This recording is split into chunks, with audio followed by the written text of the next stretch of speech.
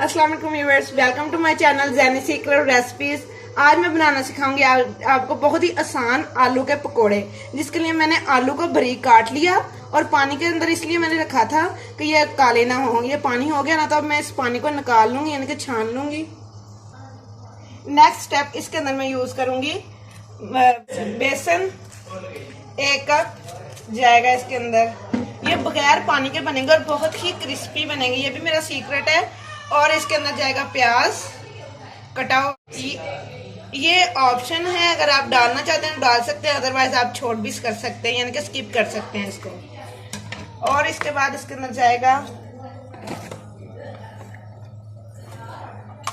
नमक 1 table spoon. आप अपने टेस्ट के हिसाब से ले सकते हैं, जितना आप डालते हैं उतना डाल सकते हैं। पिसी हुई लाल मिर्च जाएगी इसके अंदर। कुटी हुई लाल मिर्च जाएगी 1 टेबल स्पून। मैंने पिसी हुई डाली, कटी हुई डाली और कुटी हुई डाली। ये आपने ख्याल रखना है कि ये ना हो कि आपकी तेज ही हो जाए। जीरा जाएगा इसके अंदर। अपने 1 टेबल स्पून मैंने साबुत धनिया लिया है और इसको अपने हाथ से ही क्रश करेंगे और इसको अच्छे से मिक्स करेंगे।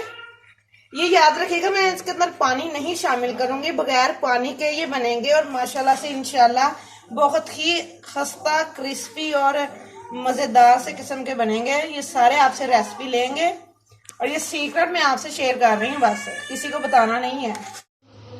अच्छा देखिए माशाल्लाह से कितना अच्छा ये मिक्स हो गया सब कुछ।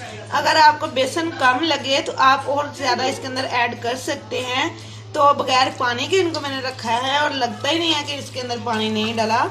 तो कितने अच्छे माशाल्लाह से मिक्स हो गए हैं। तो फ्राई करना शुरू करते हैं हम। बिस्मिल्लाहिर्रहमानिर्रहीम, बिस्मिल्लाहिर्रहमानिर्रहीम। ऑयल इतना ज़्यादा गर्म नहीं हुआ तो कोई बात नहीं। अब इनको तब हिलाइएगा जब ना आपको पता चलेगा ये ऑयल बिल्कुल गर्म हो चुका है। तो वैसे भी नहीं टूटेंगे, ऐसे भी नहीं टूटेंगे। बस आप इनको फटाफट से फ्राई कर लें।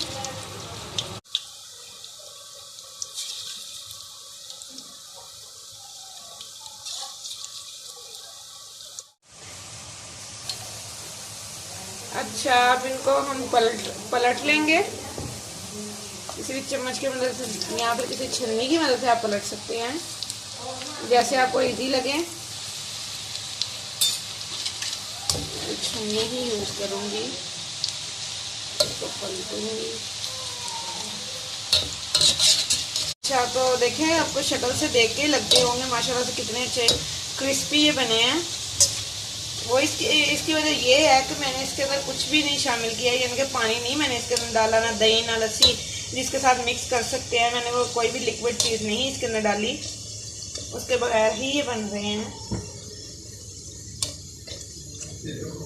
तो इंशाल्लाह ये आपको भी अच्छे लगेंगे। वीडियो अच्छी लगे तो लाइक जरूर कीजिएगा। अब इसको मैं निकाल लूँगी।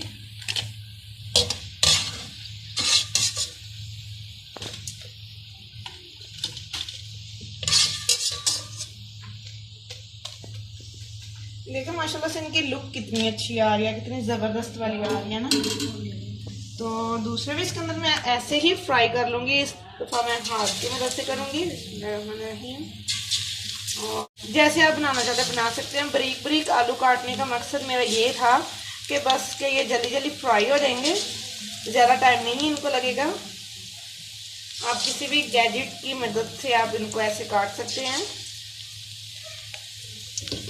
जैसा भी आप यूज़ करते हैं। छुरी करते हैं, छुरी से भी अगर चॉपर में करेंगे तो फिर ज़्यादा ही वो बन जाएंगे। अगर आप इनको चॉप कर लेंगे ना तो फिर अच्छे से हो जाएंगे।